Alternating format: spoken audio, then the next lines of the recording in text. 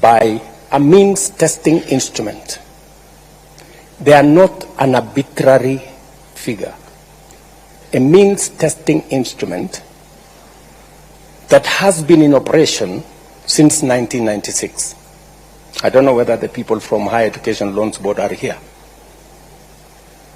When did the means testing instrument come into? Is it 91 or 96? 1996. That means testing instrument has been there since 1986. And it has parameters from a multi-agency approach. We have parameters from Kenya Revenue Authority. We have parameters from Kenya National Bureau of Statistics. We have parameters from NIMS, which is the education portal for registration of persons. We have statistics from our ecosystem that serves the registration of the vulnerable in the Ministry of Labor, and many other variables that are put together. It is as objective as it can, and we keep improving on it to make sure that it assesses our children correctly. There's been cases, legitimate cases, of some students who have been placed in the wrong band. And sometimes it's because of the information that has been supplied. And there is an opportunity for a parent or a student, if they are banded in a band that they don't think they belong, there is an appeals process. Last year, I think we got 9,000 or 10,000 appeals. This year, we've gotten how many appeals so far? How many appeals so far? 26,000 appeals have come in, and they are being processed. And they have undertaken that any appeal of the 100 and how many students applied?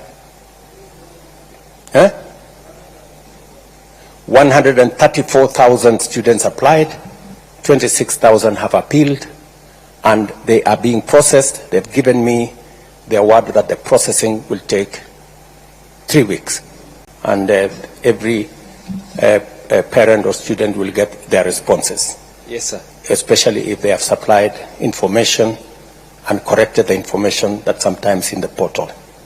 Yes, sir. Some of the time, when students go to a cyber, and sometimes the cyber keys in information that's not correct, we end up with the wrong information, and sometimes we end up with students in the wrong band. But overall, it's a process that has been tested, it's a process that has worked, and we want to use it to take our education to the next level. Let me conclude so that I can take questions from you. Let me conclude by saying I have engaged stakeholders. I have had already 3 meetings with vice chancellors because I wanted to get feedback from them as to whether the model is working and whether the model is sustainable.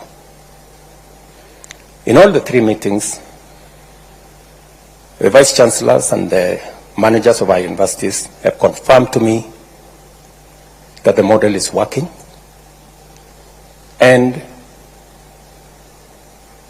that together, in fact, one vice chancellor told me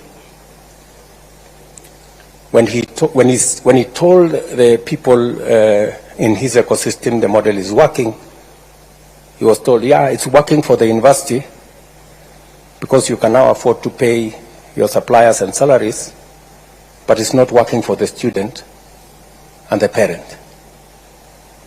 But then I asked him, if it is working for the university belongs to the students and the parents.